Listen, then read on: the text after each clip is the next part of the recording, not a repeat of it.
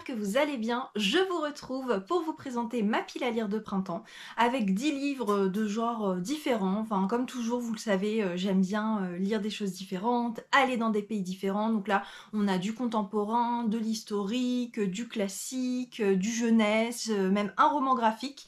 Donc voilà, ça va être assez varié. Je vais voyager un petit peu aux quatre coins du monde.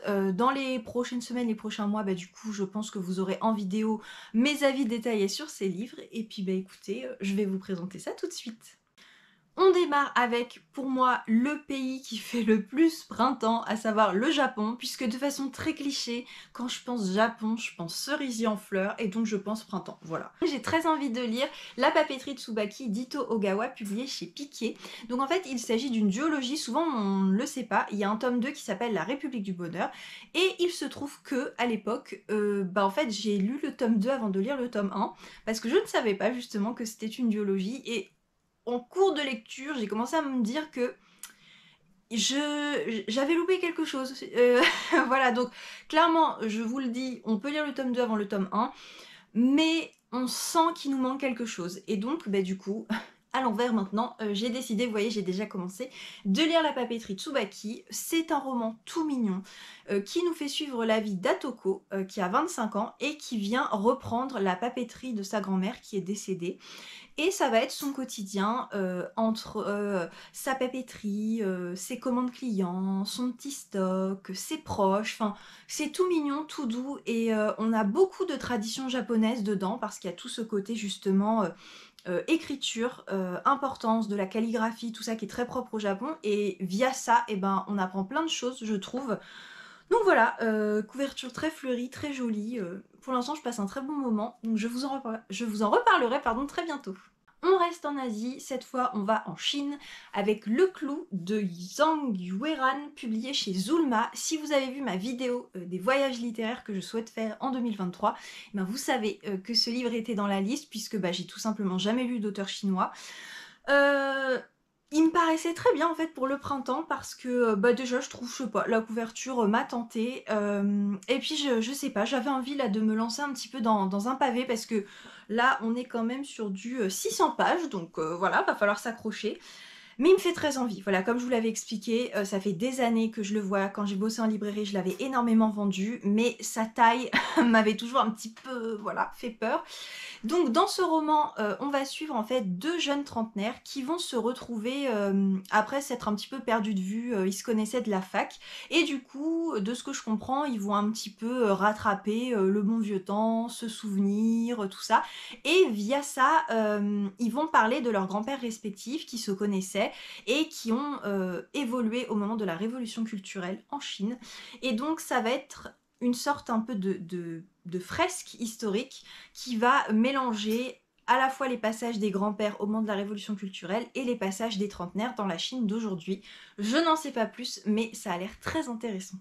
On part maintenant de l'autre côté du monde, en Amérique latine, comme c'est étonnant hein, sur ma chaîne, avec un petit atterrissage en Argentine, avec le Tilleul de César Héra, publié chez Christian Bourgois, qui va nous faire vivre les souvenirs d'enfance du narrateur, qui a grandi au moment du régime, c'était pas un roi, hein, du régime de Péronne, et l'histoire va tourner autour du tilleul qui trônait sur la place principale de son village. Son père se servait de ses feuilles pour faire des infusions, et via ce tilleul, en fait, il va se souvenir, se rappeler de cette époque-là, à savoir que le régime de Péronne, il a été très important en Argentine. Et voilà, je n'en sais pas plus, c'est un tout petit livre. Je sais juste, au vu des avis que j'ai pu lire, que César Héra a une façon d'écrire assez particulière et que j'ai l'impression que c'est un peu soit ça passe, soit ça casse. Donc j'espère que ça passera pour moi. On reste en Argentine, cette fois on part dans le côté forêt, avec Conte de la forêt vierge de Horacio Quiroga, publié chez Seuil Métellier. Alors c'est un peu une ancienne édition que j'ai et je me demande même s'il est encore édité. En fait, Horacio Quiroga, c'est un auteur uruguayen très connu du XXe siècle quand on s'intéresse à la littérature latino-américaine, mais il a un univers assez particulier que... Enfin, moi j'ai un peu de mal avec ce genre d'univers. C'est un peu à la Edgar Allan Poe, si vous voulez. C'est qu'il fait beaucoup de contes qui sont entre l'étrange, l'horreur, et en même temps un côté très très réaliste, qui reflète beaucoup la société. Et en fait, je n'ai pas encore osé me lancer dans ses contes adultes. Du coup, je me suis dit, en gros slash que je suis, ben, je vais commencer par son recueil de contes jeunesse. Et donc, je sais qu'il a adapté son univers aux enfants. Donc, il y a aussi ce côté absurde, horreur, mais évidemment, pour que ça leur fasse un peu peur, ce qui, du coup, est très bien adapté pour moi. J'ai quand même un autre recueil adulte de lui dans ma pile à lire, donc bah, je pense que je me lancerai, parce que c'est très jungle tropical, je pense que je me lancerai cet été, après avoir découvert son écriture avec celui-ci. Autre roman jeunesse très important dans la littérature hispanique, Le Petit Chaperon Rouge à Manhattan de Carmen Martín Gaité. Donc moi, j'ai l'édition espagnole publiée chez Siruela, mais il est évidemment paru en français. Je vous mettrai les références en barre d'infos. Bah, comme son titre l'indique, l'autrice a réécrit le conte du Petit Chaperon Rouge en le faisant se passer à Manhattan. C'est un livre qui est très étudié fin de collège et lycée en France, parce que bah, il est relativement accessible. Donc justement, c'est ce que j'ai envie de découvrir, son niveau de langue, son accessibilité pour pouvoir vous le conseiller. Et puis bah, pour le texte en tant que tel, puisque c'est un livre assez important. On passe maintenant au classique, et pour moi, l'autrice classique de référence pour le printemps, c'est Jane Austen. L'année dernière, j'avais lu Orgueil et Préjugés, du coup cette année, je continue, j'aimerais lire Raison et Sentiment. Moi, j'ai la très belle édition d'Archipoche, parce que j'ai un coffret en fait bah, que vous voyez juste là, voilà. Il m'a bien marqué ne peut être vendu séparément, mais il existe évidemment en plein d'autres éditions puisque c'est un classique. Je vous avouerai que je sais même pas trop de quoi il parle, je sais que c'est celui qui vraiment est dans la même veine qu'Orgueil et Préjugés. Voilà, j'ai beaucoup aimé Orgueil et Préjugés, donc ça m'a suffi et j'espère trouver la motivation de le lire ce printemps. Autre classique, autre pas vaste d'ailleurs, parce que j'en ai plusieurs en fait ce printemps. C'est soit des livres très courts, soit des pavés. Voilà. C'est Chant général de Pablo Neruda. Moi j'ai l'édition espagnole publiée chez Austral, mais évidemment il est paru en français. Donc je l'ai choisi parce que bah en fait la couverture je trouve fait assez printemps, ce côté un peu nature qui renaît, mais je sais très bien que la thématique ne l'est pas puisque déjà c'est son œuvre majeure. Pablo Neruda, hein, je n'ai pas précisé, immense poète chilien du XXe siècle, qui est décédé en 73, et dans ce recueil en fait il va parler de la dictature et de l'Amérique latine en général. Donc c'est pas hyper joyeux, hyper fleuri, hyper printanier, mais c'est une œuvre que j'ai vraiment envie de découvrir parce que je l'ai feuilleté un peu, j'ai lu le début, je connais certains poèmes, mais je ne l'ai jamais lu entièrement et j'adore Pablo Neruda.